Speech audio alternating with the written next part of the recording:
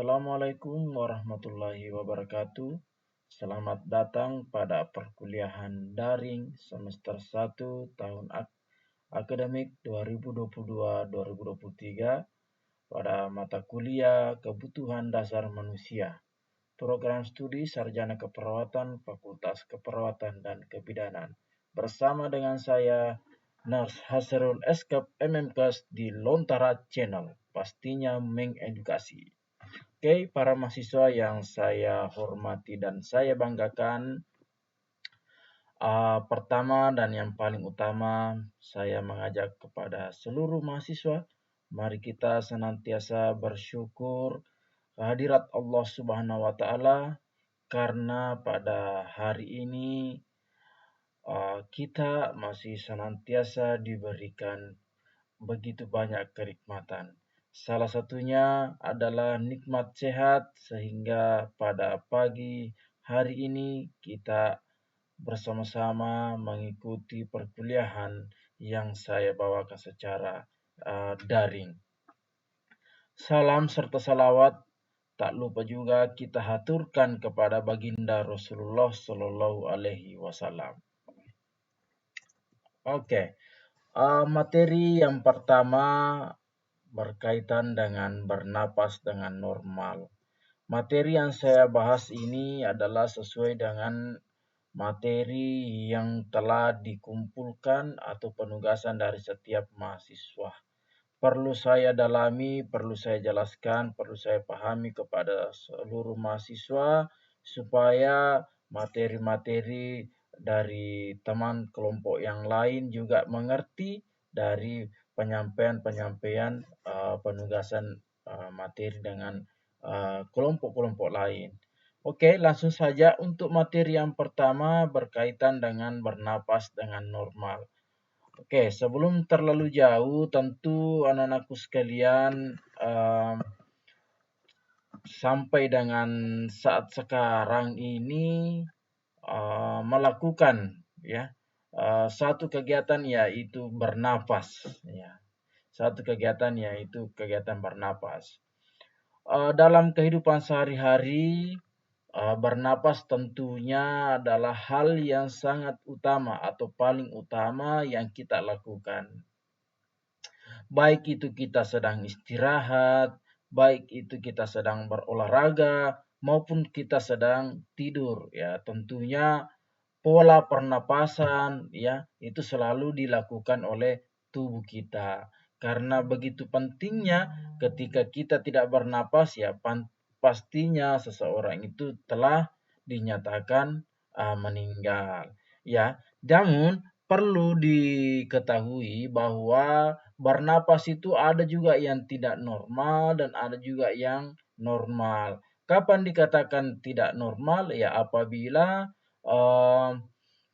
manusia atau seseorang atau mungkin pasien ini mengalami gangguan fisiologis pada tubuhnya, atau mungkin pada saat sakit, atau mungkin pada saat setelah berolahraga berat. Nah, tentu penyerapan oksigen yang dibutuhkan oleh tubuhnya itu meningkat sehingga dia bernapas dengan tidak normal, alias dia bernapas dengan cepat. Seperti itu. Nah, untuk materi yang pertama kita membahas bernapas dengan normal. Oke. Sebelum terlalu jauh, tentu satu kewajiban anak-anakku sekalian harus memahami yang dimaksud dengan bernapas dengan normal. Ini menurut Virginia Henderson, bernapas dengan normal itu merupakan kebutuhan dasar manusia yang sangat mendasar atau yang paling utama. Bernapas adalah salah satu aktivitas otomatis yang dilakukan oleh tubuh dengan tujuan untuk mendapatkan oksigen yang dibutuhkan tubuh untuk tetap hidup.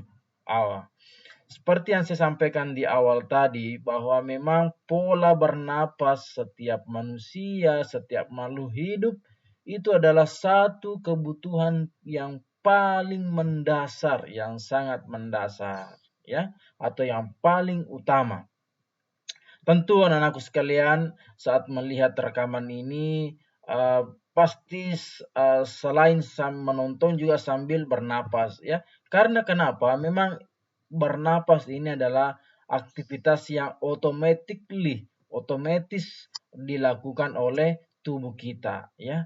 Tanpa kita sadari, tanpa kita lakukan ya, aktivitas ini otomatis dilakukan oleh tubuh kita dengan tujuan ya untuk mendapatkan oksigen yang dibutuhkan oleh tubuh sehingga tubuh kita tetap kuat, tetap normal dan tetap hidup ya. Kenapa oksigen ya?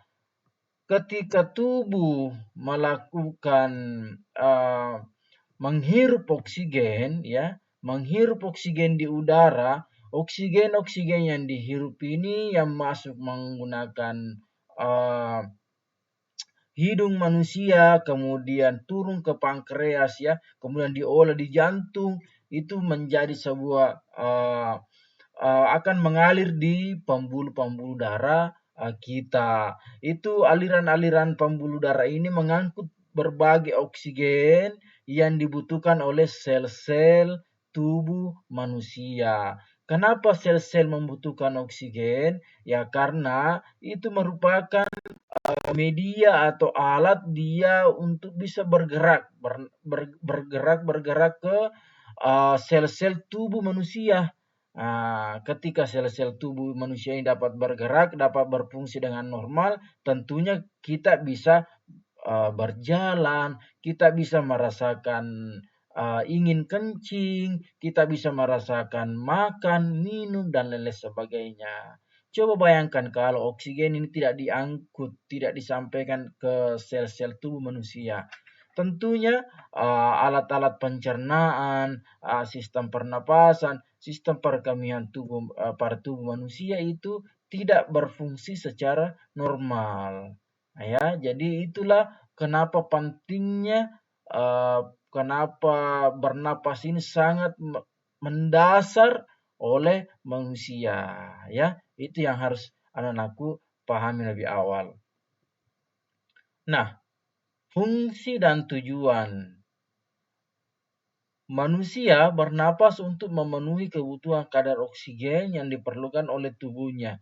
Oksigen digunakan oleh setiap sel dalam tubuh manusia untuk melakukan proses metabolisme, mengeluarkan gas karbon dioksida yang sisa dari metabolisme. Dari proses bernapas dihasilkan energi yang penting bagi tubuh. Nah, sama tadi yang saya jelaskan ya, fungsi dan tujuan. Kenapa tubuh membutuhkan oksigen dengan cara menghirup udara? Hirupan udara ini yang disebut bernapas dan mengeluarkan karbon dioksida ya yang kita hembuskan atau ekspirasi ya yang kita hembuskan itu mengeluarkan gas karbon dioksida dari mana? Dari sisa-sisa metabolisme tubuh manusia. Ya, jadi tadi oksigen yang diangkut dari udara masuk ke hidung, kemudian disebarkan dalam sel-sel tubuh manusia melalui pembuluh darah manusia, itu menghasilkan proses metabolisme. Metabolisme. Kemudian dari sisa-sisa metabolisme ini kita keluarkan ekspirasi melalui mulut kita atau juga bisa melalui hidung. Itu yang dikeluarkan adalah karbon dioksida yang tidak dimanfaatkan lagi atau yang tidak dibutuhkan lagi tubuh kita ya sehingga dikeluarkan karbon dioksida yang dikeluarkan ini akan kemudian diproses oleh udara menjadi sebuah oksigen dan akan kita hirup kembali ya. Karbon dioksida ini tidak bisa diproses dalam tubuh kita menjadi sebuah oksigen, tidak bisa selain dari udara. Nah, kemudian dari proses bernapas ini kita akan terasa kuat, energi akan terkumpul yang tentunya sangat dibutuhkan oleh tubuh manusia.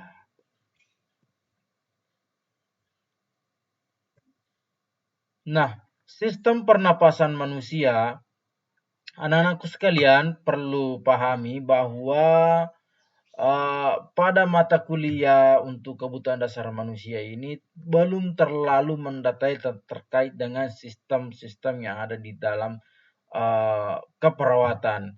Saya harus sampaikan bahwa nantinya insya Allah di semester 3 sistem-sistem di ilmu keperawatan ini akan lebih Anda pahami, lebih mendetail lagi. Ya, namun ini telah ditampilkan oleh teman Anda, ya tidak ada salahnya saya menjelaskan. Sistem pernapasan. Kenapa sistem pernapasan yang ditampilkan? Kenapa bukan sistem muskuloskeletal? Kenapa bukan sistem reproduksi dan lain-lain sebagainya? Kenapa? Ya, karena yang berbicara tentang pernapasan itu berkaitan dengan sistem pernapasan yang ada dalam tubuh kita, ya. Yang pertama adalah hidung, yang kedua faring, ketiga epiglotis, keempat laring, trakea, bronkus bronchialus, paru-paru alveolus dan diafragma. Inilah sistem pernapasan yang bekerja maksimal tiada henti 24 jam sehari non-stop. Ketika kita tidur dia masih bekerja, ketika kita berjalan dia masih bekerja, ketika kita beristirahat dia pun masih bekerja. Inilah sistem-sistem pernapasan yang menghirup udara oksigen kemudian mengeluarkan dioksida.